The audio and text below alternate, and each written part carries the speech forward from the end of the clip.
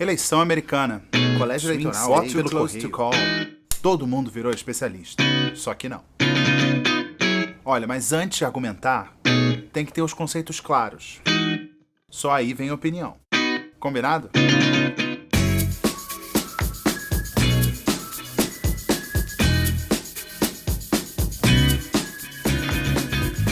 Colungão de volta, tudo bem, gente? Você sabe que dá uma saudadezinha? Saudadezinha não sei de quem, porque eu não tô vendo. Vocês me veem, mas eu não vejo. Mas rola uma saudadezinha aqui.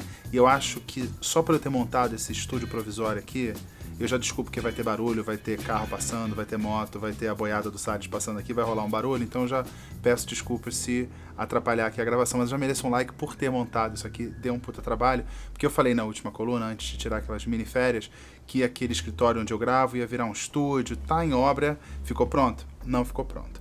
E aí eu tô improvisando aqui, tô sentindo falta de uma mesa. O marceneiro jurou que vai ter uma mesa, mas enquanto isso eu tô sem, e eu vou ficar aqui meio que sem saber onde botar a mão e onde botar o pé, mas o que importa é o conteúdo. Espero que vocês tenham gostado desse cenário provisório. Vamos começar com a pauta, que é eleição americana. Então, vou falar de eleição americana e dessa enrolação toda que tá rolando. Estou gravando aqui, não tem resultado algum da eleição, mas o resultado da eleição não importa muito para essa coluna, vocês vão entender. Eu vou contar para vocês que eu sou daquelas pessoas que leem comentários de sites de notícia. Pois é, sou delas. Eu também acompanho uns grupos bizarros no WhatsApp, aqueles que chamam máscara de focinheira, do povo que é nacionalista e faz campanha para candidato em país estrangeiro. Passou mais uma moto. Eu vi um meme engraçado nesses grupos, muito bom, dizendo que eu sei que você não vota nos Estados Unidos, mas pode fazer uma prece para esse candidato aí vencer as eleições? Já fez as suas orações? Bem, juntando essa análise sobre os debates nesses grupos, somada a leitura da Twittosfera e também lá os comentários das notícias, eu tomei um Plasil e concluí. A galera que não entende nada de política brasileira entende muito menos de política americana. Fica fazendo umas comparações meio nada a ver.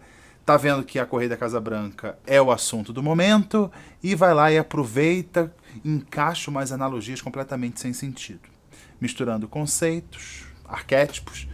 E não é uma questão de opinião. Você tem argumentos para justificar um apoio ao Donald Trump ou ao Joe Biden. Se não tivesse argumento, os Estados Unidos não estavam divididos com gente votando nos dois lados.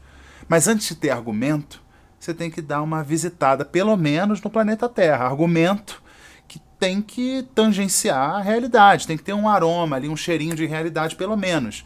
Pode até ser como o João Santana, o ex-marqueteiro do PT, preso e agora em regime aberto, com aquela incômoda tornozeleira. Ele deu uma entrevista pro Roda Viva, não sei se vocês viram. Polícia, calma aí. Bem, até combina com o tema. Vocês viram ele no Roda Viva dizendo que durante a eleição é até comum exagerar. Ele defendeu, por exemplo, aquela campanha que ele fez quando foi marqueteiro da Dilma, em que disse que a Marina Silva ia tirar a comida do prato do brasileiro se ganhasse. Bem, ele defendeu que aquilo ali era válido, mas até nessa forçação de barra, ele achou uns argumentos, usou uns estudos europeus para provar a ideia de que se mudasse juros ia lá diminuir o poder de compra do brasileiro e, no fim das contas, ia tirar a comida do prato do brasileiro, segundo ele. Mas é isso, tem que ter um pezinho ali na realidade. Para isso, você tem que entender conceitos. Se você não sabe, por exemplo, que a água congela no nível do mar a temperatura de 32 graus Fahrenheit, você não pode começar a discutir física. A pessoa nunca ouviu falar que só as células eucariontes possuem complexo de Golgi. A pessoa nem sabe o que é eucarionte e acha que complexo de Golgi é mais um nome, mimimi, para um problema psicológico que ele jura que resolve na porrada. Bem, a pessoa não sabe o básico de biologia e quer discutir biologia quântica? Não dá. Os conceitos têm que ficar bem claros para depois você ter uma opinião. Aí eu separei alguns conceitos aqui que eu vejo sendo usados muito de forma confusa nesses debates, não sei se de propósito ou não, pode ser confusão fruto de ignorância ou de má fé, jamais saberemos. Primeiro eu queria falar dessa coisa de direita e esquerda, né? Direita no Brasil e direita nos Estados Unidos são coisas bem diferentes. Esquerda também é diferente. O Joe Biden, por exemplo, não tem ligações, não troca afagos, nem passa pano para as lideranças na Venezuela do Maduro. Também não elogia Fidel. Imagina, um país ali no calo dos Estados Unidos, um regime comunista, que vive desde sempre sob embargo americano. Há quase 30 anos a ONU aprova a moção de censura aos Estados Unidos por conta desse embargo. Nos Estados Unidos, inclusive, tem uma pressão muito forte dos descendentes de cubanos contra o regime castrista no estado da Flórida, que é chave para vencer a eleição. Cuba foi invadida de forma frustrada pelos Estados Unidos. Os cubanos derrubaram a ditadura que era apoiada pelos Estados Unidos, quando o país era, na época, um quintal americano. Teve a crise dos mísseis em 1962. Não é como aconteceu no X-Men First Class, tá? Só para deixar claro. E quantas vezes eles tentaram matar Fidel Castro? Os americanos, não os X-Men. Enfim, impossível pensar que a esquerda americana possa apoiar Cuba. Ainda mais o Biden, que está bem mais ao centro. E é o tipo de político que consegue cruzar a ponte e conversar até com republicanos. Aqui no Brasil, a esquerda ainda tenta dar uma passada de pano quando o assunto é Cuba, geralmente. Lembra que a saúde é ótima, a educação é ótima, são uma potência olímpica, fala do imperialismo americano e tal, mas dá uma titubeada na hora de chamar ditadura de ditadura, que reprime seus dissidentes e tal. Nos Estados Unidos, esse discurso não cola mesmo. Então, são esquerdas, mas são esquerdas de hospícios diferentes, tá? E a direita, de lá e de cá, também são de hospícios bem diferentes. Por exemplo, o Trump, que é o líder mundial da direita, conservador, que tem lá umas 30 e poucas acusações de assédio sexual, religioso, menos na hora de tocar genitais de mulheres sem consentimento, e cristão, que não vê problema em separar crianças imigrantes cristãs de seus pais imigrantes cristãos num centro de detenção com jaulas. Bem, esse é o Trump. Ele está tranquilo, pelo menos no discurso, com a comunidade LGBTQ. Imagina um direitão brasileiro assim? O Trump, inclusive, fala LGBTQ. Imagina um senador conservador brasileiro, daqueles que pintam o cabelo de acaju, ou black piano, ou preto graúna, ou aqueles dos bigodões, daqueles que já passaram pelo PMDB, PTB, PPB, PFL, que voltou pro PTB, e depois foi pro PFL, que virou DEM, depois foi pro PSB, depois foi pro PSDB, voltou pro DEM, sabe? Mais de 30 anos de política que esconde 30 mil reais nas nádegas. Eu ainda não entendi como é que ele guardou esses 30 mil. Bem, imagina se esse senador ia abraçar a bandeira do arco-íris. Político inteligente já entendeu que eleitor é eleitor. Parece que a direita não entendeu que existe conservador gay. Se você parar de julgar a questão sexual, tem lésbica e gay conservador. Na luta contra o comunismo, por exemplo, os conservadores brasileiros podiam ter um daqueles gays super fortões, sabe? Porque quem sobrevive a uma pool party já está preparado para a guerra. E o que eu mais conheço é lésbica que adoraria casar e ficar bem quietinha com a sua parceira defendendo a família. Aqui no Brasil tem um combo de esquerda, né? LGBTQ, meio ambiente, direitos humanos, gente que é a favor do aborto. São pautas separadas, tá? Não precisa andar junto. E nos Estados Unidos elas não andam necessariamente junto. E ainda falando da direita, tem uma coisa que é muito legal, que pegaria muito mal para alguém da direita americana, se a pessoa defendesse, por exemplo, um sistema único de saúde. Falou em saúde pública, perdeu companhia para jogar golfe, para caçar e talvez para ir para a igreja. Direita raiz americana acha que saúde pública é socialismo. Aqui, se um governo tentar acabar com o SUS, nem imagino que possa acontecer. O brasileiro acha que saúde pública, universal e gratuita deve existir. Outro conceito que tem muita confusão, armas. Os defensores de armas aqui citam os Estados Unidos como exemplo de como o Brasil deveria ser. A taxa de homicídio nos Estados Unidos é menor do que no Brasil? É. Logo, é só liberar a arma por aqui que a violência cai, né? Não, aí você tem que comparar laranja com laranja. A gente tem que pegar dados de países desenvolvidos e comparar com os Estados Unidos. A taxa de homicídio com arma de fogo nos Estados Unidos é 25 vezes maior. A taxa de suicídio com arma de fogo é 8 vezes maior. Informações do American Journal of Medicine com base em dados da OCDE. Mas eu não vou entrar nessa não. É importante destacar aqui que tem uma diferença que é legal entre o Brasil e os Estados Unidos. Lá tem a segunda emenda da Constituição que garante o direito do povo de portar armas e formar milícias armadas bem regulamentadas. Esse direito não pode ser violado, é uma emenda do século XVIII. Aqui no Brasil, esse direito à arma é geralmente uma interpretação do artigo 5º da Constituição, que fala do direito à vida e à liberdade, logo, o direito de defender a própria vida. Então, na nossa Constituição não está escrito textualmente, literalmente, como está nos Estados Unidos, que o brasileiro tem direito a sair com uma arma por aí. Aí, eu vou recomendar um podcast muito bom, o The Daily, do New York Times, do dia 29 de outubro, chamado The Field, The Spectre of Political Violence, o espectro da violência política, que mostra como gente de todo lado está se armando por lá. Aliados de Trump compraram achando que um eventual governo Biden iria tirar o direito deles de ter arma e implementar um regime socialista e que haveria violência provocada nos protestos da esquerda. E por aí vai. A galera do Biden comprando armas achando que os trumpistas não aceitariam o resultado da eleição e recorreriam à violência para fazer valer a vitória de Trump. Vale lembrar também que, por causa da pandemia, a venda de armas subiu muito. O New York Times consultou uns dados federais que mostraram que só em março foram vendidas 2 milhões de armas. Só em março. Perdeu só para janeiro de 2013, mês da segunda posse do Barack Obama. As vendas aumentam toda vez que rola esse sentimento de insegurança por lá. E tem um ponto interessante para a gente pensar numa outra diferença importante entre Brasil e Estados Unidos quando o assunto é arma. Aqui no Brasil, o discurso é de se proteger contra a violência urbana. E qual seria a arma para isso? Talvez uma pistola. Lá, o povo tem acesso à metralhadora, a R-15. Aqui no Brasil tem gente até que defende esse acesso, mas nos Estados Unidos é uma realidade e é bastante comum. E o interessante é que o que era uma arma no século XVIII, quando fizeram lá a segunda emenda, o que era? E o que é uma arma hoje? A lei é a mesma, mas as armas se desenvolveram muito. Eu me lembro de um dos documentários do Michael Moore, eu acho que foi o Tiros em Columbine, não tenho certeza. Ele pergunta para um desses amantes de armas americanos se ele achava que a emenda dava a ele direito de ter uma arma nuclear. A pergunta é um pouco absurda, né? Mas o cidadão, que se botava como uma pessoa respeitadora da lei, disse sim, que teria direito a ter a sua própria arma nuclear. Enfim, pode debater o acesso à arma, é uma questão relevante, mas tem que entender as duas realidades. Mesmo com a população brasileira sendo 60% da dos Estados Unidos, a nossa taxa de homicídio é algumas vezes maior. São realidades bem diferentes, tem que levar isso em conta com certeza.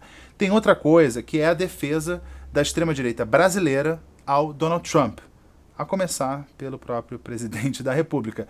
Mas isso chega às ruas também. O brasileiro defendendo a ideia de Make America Great Again ou America First faz sentido? No ranking, onde você tem América primeiro, o Brasil apareceria onde? Por uma questão semântica, America Great e America First exclui outros países, principalmente aqueles que, para o americano, são periféricos.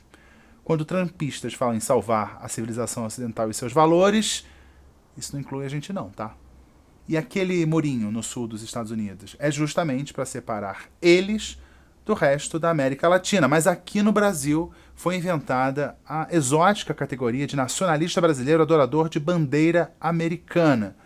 O que diria o finado Enéas, que defendia a bomba atômica brasileira, sobre esse povo que diz que a nossa bandeira jamais será vermelha, desde que não seja vermelha da cor do Partido Republicano. E está liberado também bandeira vermelha, branca e azul. Resumindo, o modelo de América e a concepção de mundo de Trump te joga no porão desse Titanic, meu caro brasileiro, ou seja, nacionalista de país alheio, parece ser uma espécie endêmica brasileira, ainda pouco estudada pelos biólogos. Outro tema que eu acho que é cheio de confusão é a China.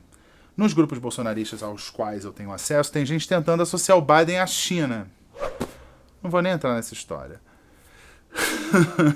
Eu queria falar dessa ideia de adaptar para o Brasil os ataques do Trump à China. É mais bizarro ainda para o governo ficar atacando a China, dizendo que é uma ditadura comunista, sangrenta, que persegue os dissidentes, blá, blá, blá, blá, blá, coisas óbvias, parece que descobriram agora. E é a mesma galera que diz que não teve ditadura no Brasil e, ao mesmo tempo, está preocupadíssima com a violação dos direitos humanos lá do outro lado do mundo. Enfim, eu vou usar uma analogia meio escatológica, mas é uma piada bem ilustrativa. Sabe por que o cachorro lambe o próprio sexo? Porque pode. Por que Trump ataca a China? Porque ele pode.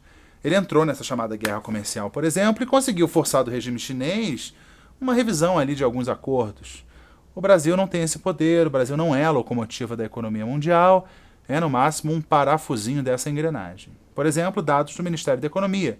No acumulado do ano, 1/4 de todas as exportações brasileiras vão para a China. Isso mesmo o Brasil excluindo Taiwan e Hong Kong como China, na categoria China. Para os Estados Unidos são 15% das exportações. Com o detalhe, a gente tem déficit comercial com os Estados Unidos, superávit com a China. O Trump deve adorar a gente mesmo, porque na relação com o Brasil é America First, com certeza.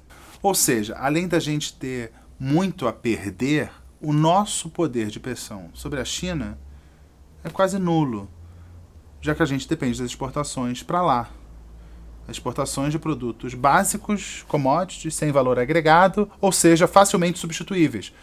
E não tem como boicotar as importações deles, manufaturas, tecidos, equipamentos, eletrônicos e todo tipo de inutilidade. Eu não tenho como. Meu computador é montado lá, o tripé é chinês, a câmera também, o microfone, provavelmente a luz com certeza, enfim, não teria coluna do Garrone sem a China.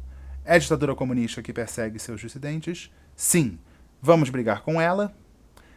Qual é a chance de a gente ganhar? Parece aqueles planos infalíveis que rolam em desenho animado. Lembra? Um pouco de realismo, né? Uma coisa é o Trump brigar com a China. Outra coisa é nós brigarmos com a China. Tá preocupado com a violação de direitos humanos na China e a falta de democracia por lá? Atacar a China não vai salvar a alma de nenhum uigur. Outro assunto que eu acho relevante é corrupção. Eu tenho visto gente com doutorado em caixa de comentário de site de notícia querendo criticar o Biden por ele ser de esquerda. Logo, ele é petista, apoia o Lula, é corrupto. E aí, de novo, não dá para transpor a nossa lógica de esquerda-direita para os Estados Unidos.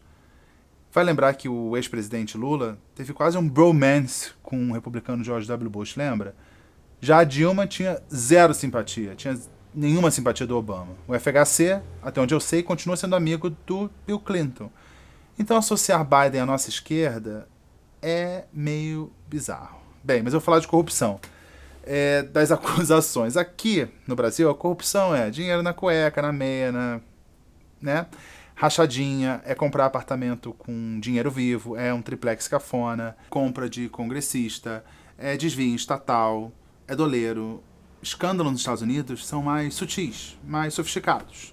Por exemplo, o da Hillary, na eleição de 2016. Ela foi acusada de 2 crimes gravíssimos, segundo Trump, pelos quais ela merecia ser presa, segundo Trump. Como secretária de Estado, que é a chefe da diplomacia americana, ela não teria impedido um ataque à representação dos Estados Unidos na cidade líbia de Benghazi, onde morreu inclusive um embaixador americano. Várias investigações foram tocadas, tentaram achar ali uma negligência da Hillary que poderia ter evitado o atentado. Investigações, inclusive, lideradas pela então oposição republicana. Nunca acharam nada.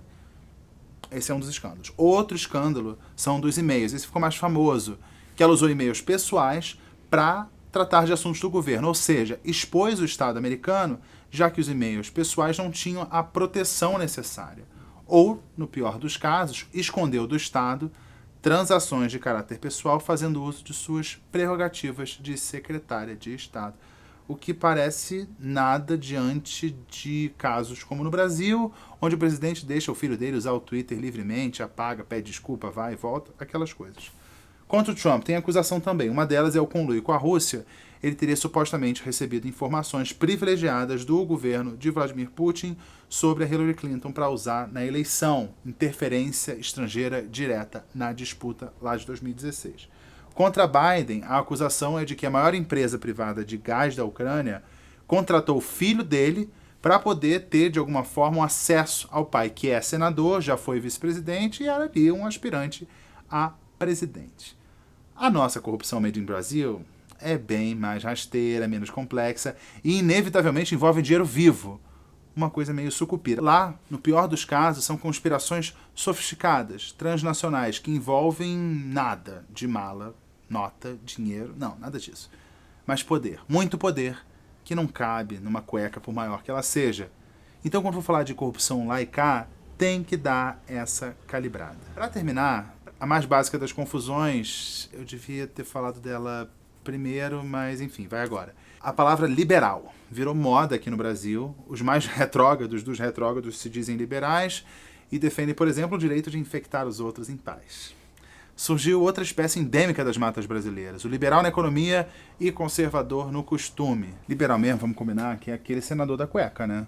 Meu corpo, minhas regras, eu ponho meu dinheiro onde eu quiser, no buraco que eu assim desejar. Esse é o liberal raiz. Mas lá nos Estados Unidos, o tal do liberal, traduzido aqui, fica progressista. Liberal lá, progressista aqui. Liberal nos Estados Unidos é ser de esquerda pro Trump. Portanto, liberal é um xingamento. Então é isso, alguns conceitos esclarecidos, espero eu. Então, entendendo conceitos, a gente pode ter até uma opinião. Opinião com pelo menos um cheirinho de realidade ali. Todo mundo tem direito a uma opinião, mas não pode inventar realidades paralelas. Pode puxar a sardinha para o seu lado, pode dar uma carregada ali na crítica do seu opositor, mas ninguém tem direito aos próprios fatos, né, gente? E aí, o que vocês acharam desse cenário novo aqui? Bem improvisado, mas acho que ficou bom, né? Vamos ler comentário? Então, tô abrindo aqui. Graciano Garcia, mensagem do Graciano Garcia. Garrone, vai tirar férias às vésperas da eleição, não nos abandone. Foram só 2 semanas. Eu falei que eram 1, mas acabaram sendo 2, né? Eu mereço. Vou acabar falando do assunto, eu fui pra Amazônia. Eu vou falar desse assunto no 4 quartos da semana que vem. Nessa semana, o 4 quartos vai ser ao vivo. Ao vivo, vamos falar de quê? De eleição americana. 8h30 desta quinta-feira, ao vivo, todo mundo, todo elenco do 4 quartos, somos os 6, lembrando. O Diogo, lá em Bogotá, em Los Angeles tem a Mariana, a Ana em Nova York, tem o Chico no Rio, o Fred em Brasília e eu em São Paulo. Chiquérrimo, né? Vamos falar de eleição americana de vários olhares. O Chico e o Fred têm esse olhar de acadêmico, né? Porque eles são doutores nessa área. A Mariana tá lá, a Mariana que é publicitária, mora na Califórnia. A Ana mora em Nova York, artista plástica. E o Diogo, que mora em Bogotá, é o cara que entende direitos humanos. E eu vou lá mediar essa história aí e vai ser muito legal. Ao vivo, e você pode participar. Você pode participar com os comentários, a gente joga os comentários ao vivo. E a gente vai interagindo. Vai ser legal, né? Porque a gente faz gravado e vai ser ao vivo. Vai ser legal. Então, convido você também, Graciano Garcia, já que você está tão interessado em eleição. Fica o convite, 4 quartos, nesta quinta-feira, 8h30. Se rolar tudo bonitinho, a gente passa a fazer ao vivo sempre. Acho que é mais fácil. Mais fácil, assim. Se tudo der certo, é mais fácil, porque não precisa editar, já fica pronto e tem a possibilidade de interação. Vamos lá. Isotila Costa Mello. Vou sentir sua falta, seus comentários são ótimos. Já voltei. Volte logo, já voltei. Isotila, tô aqui. Não sei quando vai ter o cenário de verdade. Eu achei que ia ser muito rápido, que a obra seria uma coisa simples, mas obra não é simples, né? Então, hoje eu tô fazendo aqui, não sei se vou fazer aqui de novo, vamos ver. Espero que vocês tenham gostado. Se vocês tiverem achado uma porcaria esse cenário, me digam, eu tento melhorar o cenário. Mas tem aqui o quadrinho que dá a ambientada. Você está na coluna do Garrone. Tem o quadrinho da Jussane Pavana, estamos na coluna do Garrone. Mais uma mensagem. Ricardo Belo, tchau Belo. O Garrone, gosto muito dessa trilha, é muito boa, tem um clima muito gostoso. Eu gosto dessa trilha também. Deu um trabalho para escolher, mas foi legal. Eu gosto dessa trilha, dá um ritmozinho lá no início e também no final, quando eu tô me despedindo, é bem legal.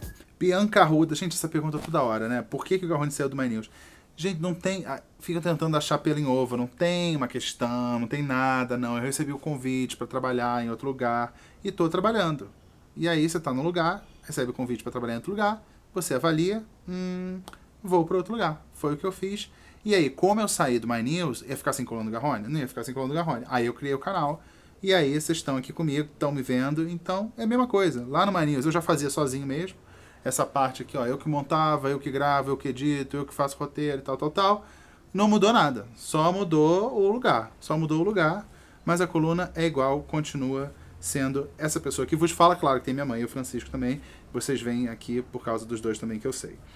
Mais uma mensagem aqui para finalizar, e é para minha mãe, é da Vera Souza. Ela diz: dica de série para mamãe Garrone, 10%, que é uma série francesa absolutamente deliciosa. Eu não vi, mas já ouvi falar que é boa. E olha que engraçado, porque eu tava de férias e acabaram as mensagens. Eu tava de férias e minha mãe mandou um vídeo pra coluna, eu não falei pra minha mãe que eu tava de férias. Eu sou assim. Viajei e ela manda um vídeo. E ela mandou um vídeo já com dica de série. Então eu não preciso nem falar com a minha mãe pra mandar, mãe, manda um vídeo. Não preciso mais. Minha mãe já manda, já tá no automático. E ela mandou um vídeo. Tem uma questão do áudio aí, porque ela gravou com... Vocês vão ver, tá com barulhinho aí, mas vocês perdoam, né? Eu vou tentar usar o redutor de ruído pra ver se melhora a qualidade do áudio. Mas acho que dá pra entender. Se não der pra entender, eu legendo, mas acho que não precisa legendar, não. Vocês vão entender o vídeo da minha mãe. Oi, gente, tudo bem? Mamãe Garrone aqui. Agora eu tô em casa, na minha casa. Eu não vim há um mês, que eu tava de mudança. Voltando a falar de filmes, durante esse mês eu vi 2 séries maravilhosas espanholas. E eu já falei pra vocês que eu amo cinema espanhol. Uma em português se chama O Sucessor e a outra, tipo, Alguém Tem Que Morrer, todas as 2 espanholas. E ainda me resguardando um pouco na pandemia e a gente tem que se cuidar, né? Não pode dar mole. Então é isso, olha, a Coluna do Garrone fica por aqui. Mais uma vez, fica o convite para você assistir ao 4 quartos desta quinta-feira, 8h30, ao vivo. Participe, xingue a gente, mande comentários, elogios, qualquer coisa. E o comentário aparece na tela. Pum, pum, pum, aparece na tela e a gente vai comentando ao vivo com o elenco completo dos 4 quartos. Então são 4 quartos, mas vão ser os 6 nos 4 quartos. Como é que isso vai funcionar? Você vai ver ao vivo, torce para essa operação funcionar, porque é uma operação que vai ser feita... Eu não sei qual vai ser o cenário, não sei se vai ser esse aqui, provavelmente vai ser esse aqui. Direto aqui de um jardim pra gente falar de eleição americana. E a seguir tem Colonia do Francisco, na Colonia do Francisco, que tá ali. O Francisco tá ali, então vou mostrar um pouquinho de bastidor, enquanto eu tô falando, tem um Francisco ali. Tem um Francisco ali, eu vou mostrar pra vocês. A Coluna do Garrone fica por aqui, eu te vejo a qualquer momento. Lembrando que tem minha coluna lá no canal do professor Leandro Carnal, que vai ao ar de 15 em 15 dias, né? Terça ou quarta-feira de 15 em 15 dias. Já tem 3, tem uma lá que subiu essa semana, que é Como a Imprensa Pode Difamar Sem Mentir. É uma reflexão sobre jornalismo, imprensa, é o que eu costumo fazer lá. E aqui eu costumo falar de assuntos internacionais, e lá no 4 quartos a gente se diverte falando de tudo quanto é assunto. Então é isso, recados dados, likes aqui, compartilha, comenta, eu quero conhecer vocês. Você sabe que aqui uma das características da Coluna do Garrone é a sua aleatoriedade, né? Então já foi minha mãe, só falta agora o Francisco em sua coluninha. Coluna do Garrone fica por aqui, eu te vejo a qualquer momento, na semana que vem, quando você quiser, nas redes sociais, me segue nas redes sociais, e é isso, tá bom? Beijo.